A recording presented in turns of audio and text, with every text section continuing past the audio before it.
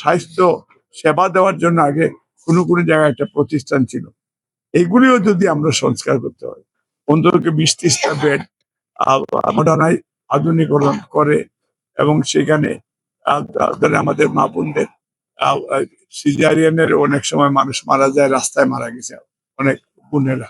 এই জন্য আমাদের এইগুলির দিকে আমাদের নিশ্চিত করতে হবে।